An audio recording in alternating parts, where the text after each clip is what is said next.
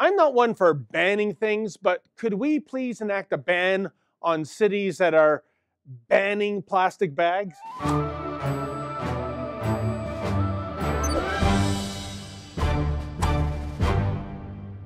So, Montreal is the latest municipality to ban plastic bags, an edict that went into effect on January 1st.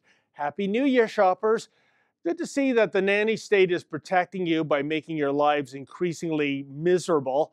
Granted, retail store owners will have a grace period to adjust to the new bylaw.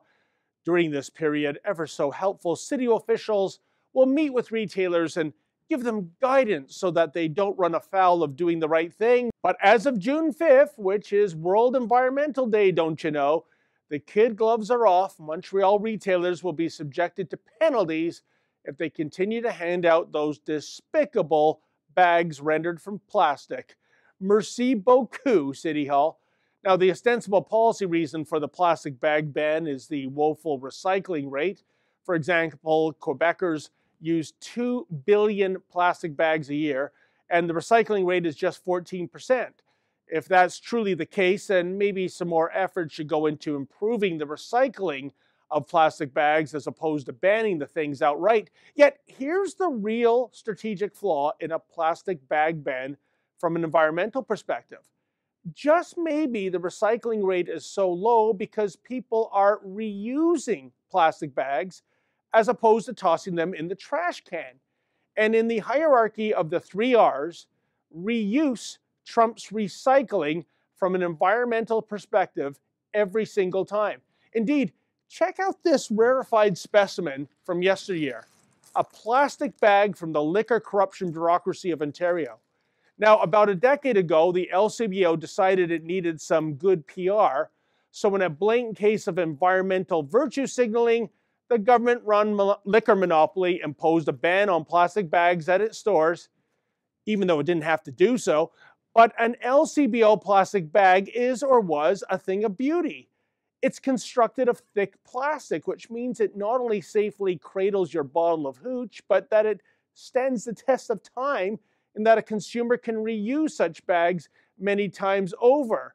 Well, these days, the LCBO dispenses El Cheapo paper bags that can tear before your keister is even out the door. Look at that thing. You really want to put a bottle of high-end scotch in such a flimsy paper bag? Oh, and by the way, in the department of the fixes in, you can still get technically a plastic bag at the LCBO, like those reusable ones made of thick plastic, but officially it's a reusable bag, even though everyone I know reused the old LCBO plastic bag. So plastic is still being embraced. It's just that, unlike the plastic bags of yesteryear that were free, those ones at the LCBO are going to cost you $1 or $2, ka-ching. Meanwhile, other retailers that haven't been mandated by the state to forego plastic bags are also going the virtue signaling route by rolling out slimmed down plastic bags. Look at this abomination from Walmart. I mean, it's about as thin as onion skin. Oh, what's the point? Indeed, if you're transporting something heavy, you'll need to double or even triple bag the merchandise. So much for the weight reduction strategy. But now the likes of Montreal are taking choice away entirely. Funny how our elected officials always seem to know what's best for us, even when they don't. For the Rebel.media, I'm David the Menzoid Menzies. Like what you just saw? Then become a premium member and never miss another Rebel video.